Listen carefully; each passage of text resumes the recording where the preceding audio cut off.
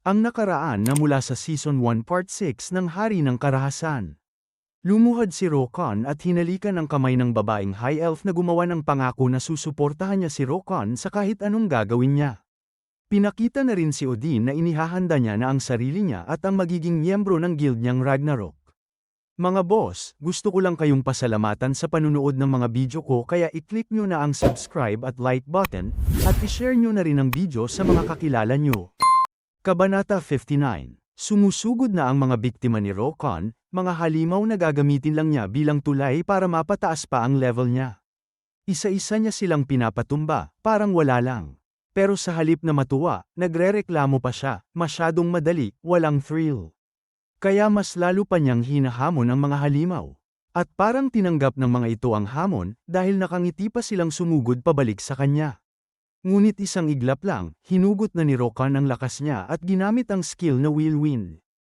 Umiikot ang malaking axe niya, humahati sa hangin, at sa bawat ikot ay naguhulog ng halimaw na napupunit na parang papel. Kahit nakangiti pa rin ang mga ito hanggang sa huling segundo, wala silang nagawa. Dahil doon, biglang tumaas ng 5 beses ang level ni Rokon. Pero hindi pa tapos ang laban. Mula sa dilim, unti-unting lumilitaw ang isang halimaw na agad nakatawag ng pansin, kumikinang ang dibdib nito na tila ginto. Ito ang pangalawang mutated monster na hinahanap ni Rokon, ang Razor Demon Cutter. Sa pagkakataong ito, hindi agad sumugod si Rokon. Imbes, naghintay siya. Alam niyang may gagawin pa ang halimaw. At tama nga siya, dahan-daang pinagsasama ng Razor Demon Cutter ang mga bangkay ng mga halimaw na pinaslang ni Rokon.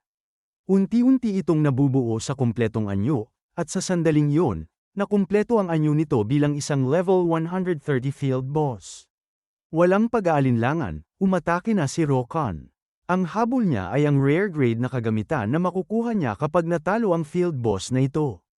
Tumalon siya, itinaas ang axe, at buong lakas na ginamit ang skill na strike. Diretso ang bagsak sa nakangangang halimaw, parang yun na ang huling atake na kaya niyang gawin. Inihanda niya na ang sunod na atake niya, pero tumalbog lang ang axe niya sa makapal na armor na nakabalot sa core ng halimaw. Ngumisi si Rokon at sumigaw, hihiwi na lang kita kasama ng armor mo. Muling umatake si Rokon, at sa paghampas ng axe niya ay kumikislap ang mga mata niya ng bughaw na liwanag. Lumalabas din ang mga kuryente sa pagdampi ng axe ni Rokon sa core ng halimaw. Pero bigla siyang natigilan. May kutob siya, at hindi nga siya nagkamali. Gumamit ng skill ang halimaw, isang nakakakilabot na galaw, Razor Storm. Sunod-sunod, 25 beses nitong inaasinta si Rokon nang walang tigil na pag-atake. Ngunit handa si Rokon. Agad niyang ginamit ang skill na Rush of Destruction para depensahan ang sarili. Sabay pa siyang sumigaw, mamatay ka na. Tuluyan ang napinsala ang core ng halimaw, pero bago ito bumigay, nakahanda pa ito ng isang huling pag-atake. Ilang pulgada na lang ang pagitan ng matalim na espada sa katawan ni Rokon. Tahimik siya, hindi kumukurap, at sa halip ay napapangiti pa. Ngunit may huling baraha pa ang halimaw, balak nitong pasabugin ang sarili niya. Isang napakalakas na pagsabog ang yumanig sa buong lugar. Wala nang oras para makalayo si Rokon. Ngunit gaya ng inaasahan, nakatayo pa rin siya matapos ang lahat. At hindi lang yun, tumaas pa ulit ng 5 beses ang level niya. At sa gitna ng abo, nakuha na niya ang gantimpala. Ang rare graded fragment of the Razor Demon. Kapag ikinabit sa sandata, nagbibigay ito ng epekto ng bleeding, na dahan-daang nagpapadugo sa kalaban sa bawat tama. Walang pag-aalinlangan, ikinabat agad ito ni Rokon sa malaki niyang axe. Bago pa siya magpatuloy para hanapin ang ikatlong mutated monster, may plano muna siyang gawin. Kukunin niya ang isang kagamitan na Rainbow Pearl sa clam farm na nasa harap niya. Samantala, sa kabilang dako kung saan nakalubog ang isang nawasak na barko. May isang halimaw na nagtatago. Isang dambuhalang isda ang nag-aabang sa kailaliman, tila naghihintay ng tamang oras para umahon. Kabanata 60. Pagkalipas ng ilang oras ng walang tigil na pagbubukas ni Rokon ng mga kabibe, sa wakas ay nahanap na rin niya ang matagal na niyang hinahanap, ang Rainbow Pearl. Ngunit hindi pa siya kontento sa isa lang. Agad niyang binuksan ang kasunod na kabibe, umaasang makakakuha pa siya ng dagdag. Ngunit imbes na perlas, isang pahiwatig mula sa sistema ang lumitaw. May malapit daw na kapangyarihang katulad ng sa selyadong headpiece ng Haring Leon, at kailangan niyang hanapin kung saan nanggagaling ang kakaibang kapangyarihan iyon. Inilabas ni Rokan ang mismong headpiece, at doon niya naintindihan, hindi ordinaryong piraso ito. Isa pala itong bahagi ng kabuuang armor ng Haring Leon, at ang kapangyarihan ay nagmumula lang sa isang lugar, ang lumubog na submerged shipwreck. Walang pag-aalinlangan, sumisid agad si Rokan sa malalim na dagat, papunta sa nawasak na barko. Mabuti na lang at bago pa man, nangaso muna siya ng mga Murloc malapit sa baybayin. Doon niya nakuha ang gamit na Murloc's Gills, na nagbibigay sa kanya ng kakayahang huminga sa ilalim ng tubig. Habang naglalakbay siya sa ilalim, lumulutang ang mga piraso ng sirang barko. Hanggang sa narating niya ang silid ng kapitan. At doon, nag-aabang ang pangatlong mutated monster. Nakahanda na ang axe ni Rokan nang biglang sumugod ang halimaw at sinunggaban ang kalahating katawan niya. Isang dambuhalang nilalang na may mata ng isang mandaragat at balat na parang isda. Isang level 130 na halimaw. Natawa pa si Rokan at tinawag itong Kapitan Murloc. Laking gulat niya, dahil kaya rin palang makipag-usap ng halimaw na ito na matikas at puno ng galit. Ngunit hindi nagpadaig si Rokan. Agad niyang ginamit ang skill na twist attack para makawala sa malalansang kamay ng halimaw, at mabilis na tumalon pabalik para umatake. Ngunit hindi nag-iisa si Kapitan Murloc. Gumamit siya ng skill na summon crew, at lumitaw ang alagad niyang Murloc. Isang Murloc ang biglang lumabas at umatake kay Rokan, kaya tumilapon siya sa gilid ng barko.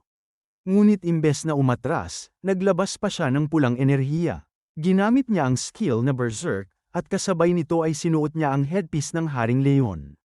Saglit lang, pero naramdaman agad ang bigat ng kapangyarihan ng hari. Mabilis siyang sumugod pabalik, at isa-isa niyang pinaslang ang mga tauhan ni Kapitan Murloc. Hindi nakahabol ang mga ito sa bilis at lakas ng kanyang galaw. Hanggang sa ilang saglit lang, nakarating na siya mismo sa likuran ng kapitan. Hindi inaasahan ni Kapitan Murloc ang mabilis na paglapit ni Rokan. Ilang malalakas na hiwa gamit ang kanyang axe, at nagkapira-piraso ang katawan ng halimaw. Bumagsak ang mga bahagi nito. Unti-unting naglalaho sa ilalim ng dagat. Sa huli, nagtagumpay si Rokan. Tumaas ng 3 beses ang level niya, at natapos na rin niya ang quest na mutated monster. Agad siyang pinayuhan ng sistema na puntahan si Malkin para sa susunod na hakbang. Umakyat siya sa ibabaw ng barko, at doon ay napaisip. Nasa kanya pa rin ang lumang baryang nahulog mula kay Kapitan Murloc.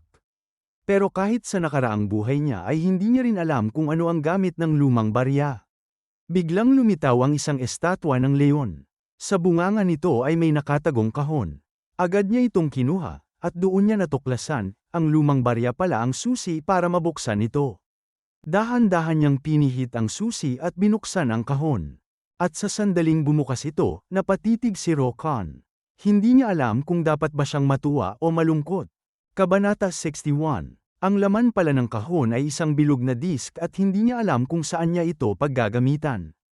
Pero nung hinawakan niya ito ay mas lalo pang nagliwanag ang bilog na disk.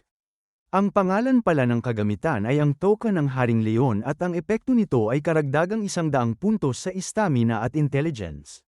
Hindi naman makapaniwala si Rokan sa kamanghamanghang epekto ng token sapagkat parte lamang ito ng armor ng Haring Leon at hindi pa ang buong kagamitan.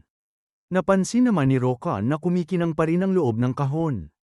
Yun pala ay meron pa ang imahe ng Haring Leon kung saan ibinigay niya ang armor niya sa dibdib sa mga Murlocs. Pero walang makita si Rokan ng kahit anong bakas ng kagamitan na yun sa barko. Hanggang sa naalala niya na pinagnakawan ng hari ng mga pirata ang mga Murlocs. Kaya alam niyang hindi niya pa makukuha ang armor na yun sapagkat level 300 na among halimaw ang hari ng mga pirata. Kaya tinanggap niya na lang sa ngayon na ang mahalaga ay alam niya kung nasaan ang isang parte ng armor ng Haring Leon. Bumalik na nga si Rokan sa pangatlong syudad na Crossroad. Plano na sanang magpahinga muna ni Rokan, pero napansin niyang may pinagkakaguluhan ang mga manlalaro. Yun pala ay nag-uunahan ang mga kakaibang mukha ng mga manlalaro na bumili ng paninda ni Rokan. Natuwa lang si Rokan sapagkat hindi tatagal ay magiging milyonaryo na siya. Pumunta na si Rokan sa pangunahing himpilan ng garrison para kausapin si Malkin.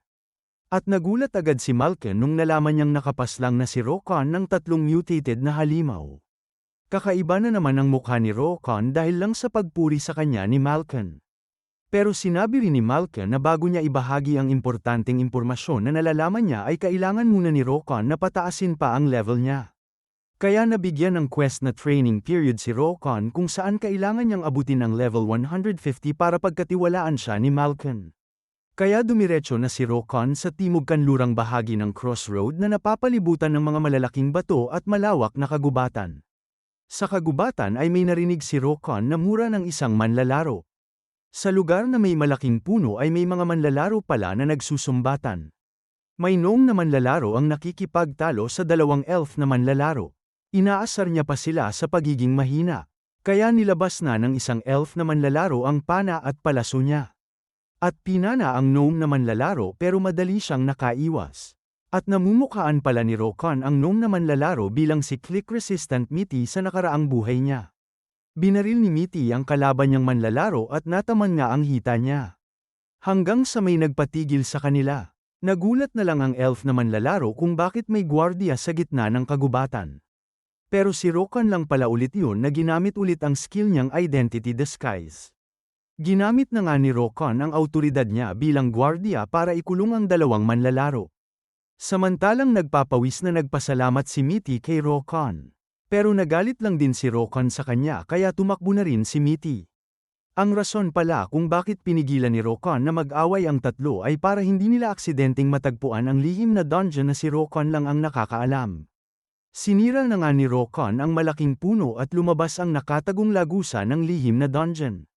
Ipinagbigay alam ng sistema na natagpuan ni Rokon ang lihim na dungeon na Mage's Dungeon. Naglabas na nga ng mga troso si Rokon at itinapon ang mga ito sa harapan niya. Yun pala ay para maaktiba ang mga patibong sa loob ng dungeon. At inihanda na nga ni Rokon ang sarili niya para mabilis na tapusin ang dungeon. Kabanata 62. Itinapon na ni Rokon ang huling troso, at sa mismong sandaling yun, nag-aktibo ang patibong. Kaagad siyang napaisip, ibang klase talaga ang Mage's Dungeon kumpara sa iba. Sa mismong pasukan pa lang, sangkaterbang bitag na agad ang nakalatag. Alam ni Rokon, oras na magsimulang gumalaw ang mga patibong, pati siya mismo ay mahihirapan. Dala niya ang mga alaala ng kanyang nakaraang buhay, pero hindi niya kabisado ang bawat bitag na nasa loob ng Mage's Dungeon.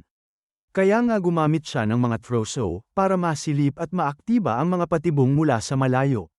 Pero ngayon ay naubos na ang mga troso.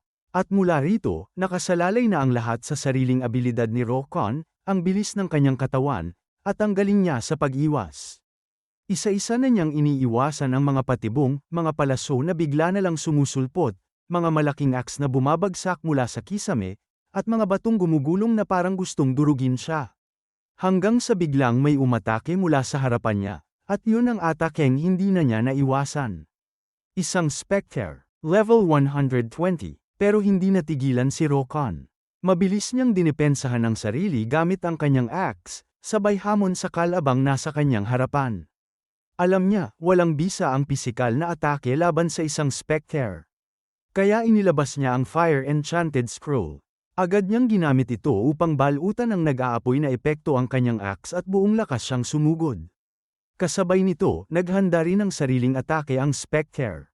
At nang magbanggaan ang kanilang puwersa, isang napakalakas na pagsabog ang yumanig sa dungeon. Sa huli, si Rokon ang nanalo. Napaslang niya ang Spectre, at mula sa bangkay nito, nahulog ang isang scroll, Fire Arrow. Pinulot niya ito, pero agad ding napakunot ang noo.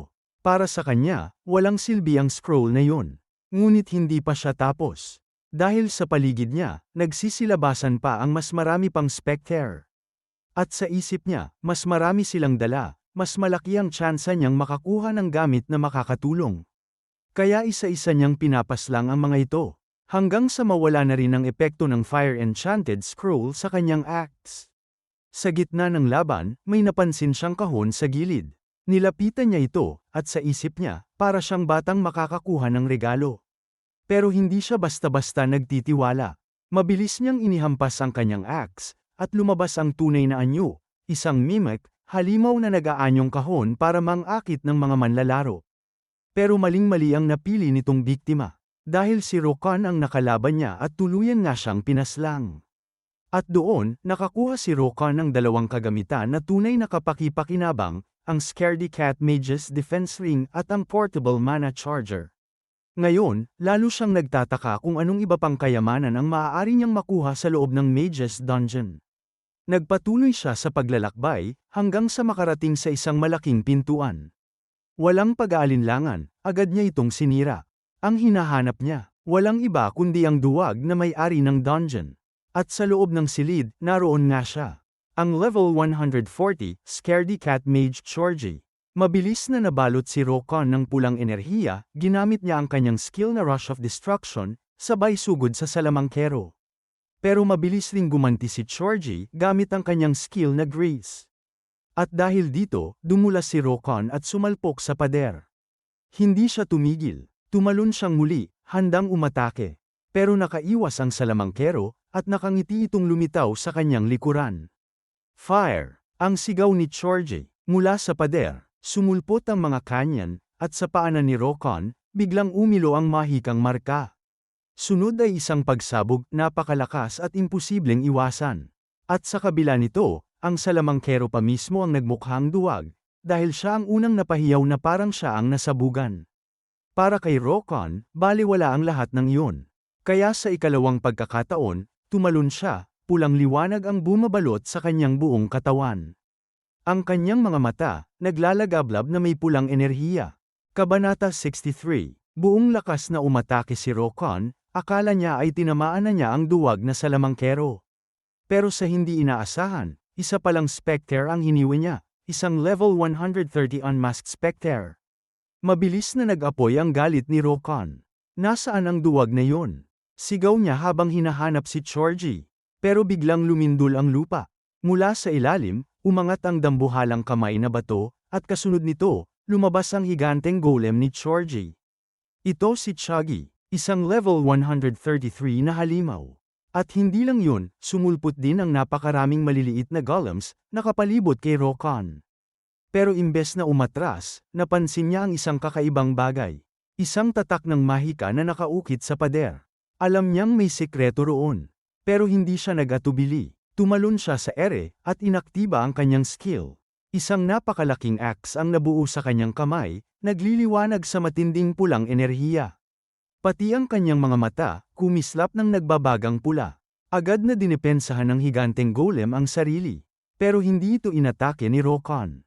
Sa halip ay nilampasan lang niya ito. Kaya nagulat ang golem, hindi makapaniwala sa ginawa ng kalaban niya. At doon, ibinagsak ni Rokon ang kanyang pulang axe, at sa isang hampas, gumuho ang pader. Pagkasira ng pader, agad na naglabas ng abiso ang sistema, nahanap ni Rokon ang lihim na silid ni Chorji.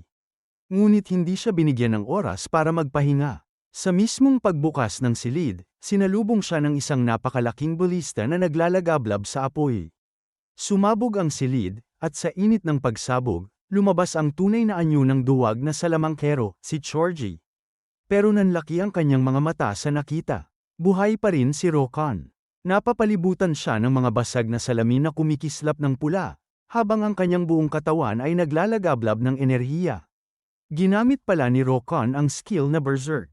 Ang kanyang mukha, nababalot ng pulang marka, at ang kanyang mga mata, pulang-pula na parang apoy. Kasabay nito, biglang lumitaw sa likod niya si Chagi. Nakataas ang dambuhalang kamay para umatake. Ngunit mabilis na kumilos si Rokon, lumukso siya papalapit mismo kay Chorji, sabay iwinasiwas ang kanyang axe. Sa isang iglap, isang pulang liwanag ang bumulaga, at napalipad ang salamangkero. Hindi napigilan ni Rokon ang matawa ng malakas, habang si Chorji naman ay naiinis at napipikon sa kanya. Natuwa pa lalo si Rokon, dahil sa bigat ng armor ng salamangkero, alam niyang mahihirapan itong gumalaw. Para kay Rokon, isa itong malaking kalamangan. Ngunit hindi rin nagpatinag si Chagi. Muling lumitaw ang higanteng golem sa likuran ni Rokon at umatake. Mabilis naman itong naiwasan ni Rokon. Kaya napagdesisyonan niya, unahin muna kita. At sa isang hampas lang ng kanyang axe, napilas at nahiwa ng buo ang katawan ng dambuhalang golem. Sunod, inaktiba ni Rokon ang kanyang skill na Whirlwind. Nagkaroon ng isang dambuhalang pulang buhawi, kumikidlat at umiikot sa dungeon. Sa lakas ng puwersa nito, isa-isang nadurog ang mga maliliit na golems. Pagkatapos ng matinding atake, agad na dumiretso si Rokon kay Chorji, na nakatayo na lang, halatang wala ng laban. Tinignan niya ito, sabay sigaw, subukan mo naman na iwasan ito. Wala nang nagawa ang salamangkero. Ang kanyang armor, nagkabasag-basag. Ang kanyang katawan, sugatan at duguan. Ngunit hindi pa tapos si Rokon. Umatake pa siya at tuluyan na niyang pinaslang si Chorji, bumulagta itong nakadikit sa sahig. At doon, ipinahayag ng sistema na napaslang na ni Rokon ang Scaredy Cat Mage na si Chorji. Kasabay nito, tumaas pa ng 3 beses ang kanyang level. Mabilis na uminom si Rokon ng potion. At pagkatapos, sinimulan na niyang kolektahin ang lahat ng kanyang napanalunan. Pero nagulat siya sa isang bagay, nakuha niya ang Scaredy Cat Mage's Escape Ring. Isang kagamitan na nagbibigay sa kanya ng kakayahang makatakas mula sa dungeon, 1 beses sa bawat araw. At doon na nagsimulang mag-isip si Rokon. Sino nga ba ang tinatakasan ni Chorji? Sino ang pumilit sa kanya na gumawa ng napakaraming kagamitan para lamang makatakas? Kabanata 64. Inumpisahan nang ang alalahanin ni Rokon kung ano ang maalala niya sa nakaraang buhay niya. At dito niya naalala, ang lugar na automatikong magbubukas kapag napaslang na si Chorji. Ang kanyang lihim na silid. Pumasok na nga si Rokon sa silid ni Chorji, na puno ng mga papel at mga libro na nakakalat sa sahig at sa mesa. Habang nag-iikot siya, may napansin siyang kumikinang. Meron palang isang kumikinang na libro sa loob ng isang kahon. Nang pinulot ito ni Rokon, biglang naglabas ng pahayag ang sistema. Sapagkat siya ang kauna-unahang manlalaro na tumalo sa dungeon, binigyan siya ng karapatan na aralin ang isa sa kahit na anong libro na nagtataglay ng skill sa loob ng silid. Agad nang inumpisahan hanapin ni Rokon kung meron sa silid na yun ang skill na gusto niya. At nahanap niya nga ang librong nagtataglay ng skill na damage change. Ito pala ay isang makapangyarihan na skill na kayang palitan ng isang pisikal na atake at gawing isang mahika na atake. Halos naglalaway na si Rokon, kumikinang ang mga mata niya nung inaral niya na ang skill na ito. Nang aalis na sana si Rokon, may napansin pa siyang isang libro na kumikinang pa rin. Ito pala ay ang talaarawan ni Chorji. Doon niya natuklasan ang malagim na sikreto na si Chorji lang ang nakakaalam. Nakasulat sa talaarawan na pinilit si Chorji na gumawa ng mga isinumpang kagamitan. Alam niya na kapag tumakas siya, papaslangin nila siya. Pero itinuloy pa rin niya ang plano niya. Nakaligtas nga siya, pero dahil sa alam niya ang kanilang sekreto, sigurado siyang hahanapin siya at papaslangin din. Kaya napagdesisyonan niyang magtago sa isang malalim na lugar kung saan walang makakahanap sa kanya. Isinara na ni Rokon ang talaarawan ni Chorji at doon niya napagtanto na ang mga tinutukoy nitong isinumpang kagamitan at katiwalian ay kaparehas lang ng mga suspetsya niya. Alam din niya na ang kasunod ng mga mutated na mga halimaw ay ang mga corrupted na mga halimaw. At alam niya na may isang organisasyon na responsable sa lahat ng ito. Hindi lang mutated at corrupted na mga halimaw, kundi pati na rin ang mga tao na tulad mismo ni Chorji ay kasali pala sa organisasyon. Napaisip si Rokon, alam niyang hindi na ito simpleng bagay. Kaya tinagaw niya muna ang talaarawan para ibigay sa grupo ng mga nag-iimbestiga. Inilabas na ni Rokon ang kanyang runebook para bumalik sa syudad ng Crossroad, sapagkat handa na siya para mabilis niyang maitaas ang kanyang level ng 30. Kakaiba ang ngiti ni Rokon, dahil nabenta niya ng malaking halaga ang mga mahikang scroll na nakuha niya sa Mage's Dungeon. Nang hinanap niya ang kanyang tindahan, napansin niyang nagkakagulo pa rin ang mga manlalaro na gustong bumili ng mga produkto niya. At nakangiti niyang inisip, sa ganitong sitwasyon, mapapasa kanya ang lahat ng pera sa Crossroad. Dumiretso na siya sa asosasyon ng mga berserker, at pinag-isipan niya kung alin sa 4 na combination skill niya ang aalisin. At ang pinili niya ngang alisin ay ang skill niyang Rush of Destruction. Pinaghalo niya ang mga skill na pose, dash, strike, at damage change para makumpleto ang bago niyang combination skill na tinawag niyang bomb. Sinubukan nga ni Rokon ang bagong skill, at dito niya nakita ang kulay bioletang enerhiya na sumabog mula sa kanyang atake. Kabanata 65, Bomb, ito ang bagong skill ni Rokon. Kapag ginamit niya ito, naglalabas ng malakas na pagsabog ng kulay itim na enerhiya na may halong bioletang liwanag. Napangiti siya habang iniisip na balang araw, mismong sa mukha ni Odin niya gagamitin ang skill na ito. Pero sa ngayon, kailangan muna niyang mag-focus sa mabilis na pagpapataas ng kanyang level. Kaya dumiretso siya sa tindahan ng mga sandata ng mga dwarf. Diretso niyang sinabi sa nagbebenta, bibilhin ko lahat ng axe na pangkamay na meron kayo. Naalala kasi ni Rokon na malapit na ang malaking labanan sa mga manlalaro ng magkaibang kampo, at ang gyera na yon ay halos kasing sikat na rin ang mismong pangunahing kwento ng laro. Ibinigay na ng dwarf ang lahat ng axe, at agad din siyang umalis. Habang umaalis siya, nagpaalam na lang ang nagbebenta mula sa likod. Samantala, sa kabilang dako, makikita ang outpost base ng Chulyong. Nasa gitna ito ng dalawang kampo, kaya dito madalas nagbabanggaan ang mga miyembro ng Golden Lion at Black Dragon. Dumating si Rokon sa outpost para magparehistro bilang mersenaryo. Tinanong siya ng opisyal ng administrasyon na level 160, sigurado ka ba? Gusto mo maging mersenaryo? Tumango lang si Rokon na level 120 pa lang. Ininsulto pa siya ng opisyal, sinabing sobrang baba pa ng level niya. Pero tiniis lang ni Rokon at sumang-ayon ulit ng walang reklamo. Pagkatapos ng usapan nila, inihanda na ni Rokon ang sarili niya. Ginamit niya ang mga skill na dash at charge para mabilis siyang makarating sa lugar kung saan niya planong magpataas ng level. Gabi na nang makarating siya sa Deep Canyon. Nilabas niya ang dala niyang martilyo, malaking pako, at lubid. Tinali niya ang tiyan niya sa lubid at dahan-daang bumaba sa gilid ng bangin. Sa ilalim ng madilim na gabi, makikita ang anino ni Rokon na tumatalon habang kumakapit sa lubid. Pagdating sa isang pwesto, naglabas siya ng malaking maso at malakas na pinukpok ang lupa. Bumigay ang lupa at nabuo ang isang malaking butas. Ngumiti si Rokon. Oras na para mabilis na pataasin ang level ko. Nilabas niya ang kanyang mga axe na pangkamay at nagsimula na ang plano niya. Habang naglalakbay ang mga level 150 na gwardiya ng Black Dragon, bigla nilang napansin ang liwanag na kulay bioleta. Yun pala ay axe na inihagis ni Rokon gamit ang skill na bomb. Isang malakas na pagsabog ang sumabog sa kalsada at napalipad ang mga karawahe, kabayo, at pati na rin ang mga gwardiya. Mula sa pwesto niya, sumisigaw pa si Rokon na parang nang-aasar, hinahamon ang mga gwardiya kahit alam niyang hindi siya maaabot ng mga ito. Ang plano niya ay simple pero epektibo, hukayin ang gilid ng bangin, at mula roon, bombahin ang mga gwardiya na dumadaan. Kahit pa alam nila kung saan siya nagtatago, hindi nila siya kayang lapitan. Muli niyang ginamit ang bomb. Isang axe na naman ang lumipad, sumabog, at tumama sa mga gwardiya.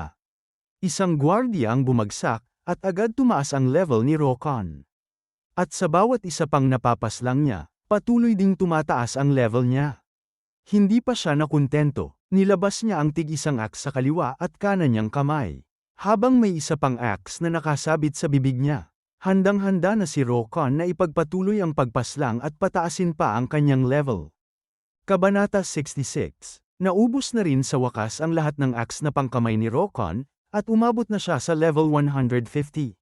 Kaya agad niyang ginamit ang kanyang runebook para bumalik sa outpost base ng Chulyong. Nagulat ang kalbong opisyal na 29 na taon pa lang nang makita niya ang mga nagawa ni Rokon. Hindi makapaniwala ang opisyal, samantalang si Rokon naman ay nakangiti, pula ang mga mata, at mayabang ang tindig. Wala nang nagawa ang opisyal kundi aprubahan si Rokon bilang sundalo ng kanilang kampo. Nakapagtala siya ng 324 na puntos ng serbisyo. Alam ni Rokon na mababa pa lang ang ranggong ito, pero alam din niya na habang tumataas ang posisyon niya, mas malalaki at mas mahihirap na quest ang makukuha niya, at syempre, mas malalaking gantimpala. Pero ang totoong hinahabol niya ay hindi ang ranggo, kundi ang service points. Kapag mas mataas ang puntos niya, makakabili siya ng mga espesyal na kagamitan mula sa tindahan ng serbisyo. Pagkatapos maaprubahan, nilabas ni Rokon ulit ang runebook at bumalik sa crossroad.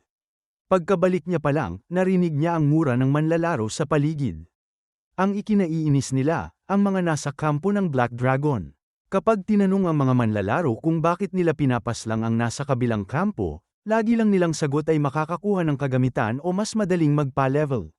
Pero alam ni Rokon ang totoong rason, dahil sa kasiyahang nakukuha ng tao sa pagpahiya at pagpatay sa mas mahihinang manlalaro. Yun ang primal instinct ng lahat ng naglalaro. Lumapit siya sa dalawang naiinis na manlalaro. Sabi ng isa, may grupo raw ng 10 kalaban sa Stonehoof Warthogs habitat. Hindi na nag-aksaya ng oras si Rokon. Nilabas niya ang kanyang pito at tinawag ang itim na kabayo na nabili niya noon.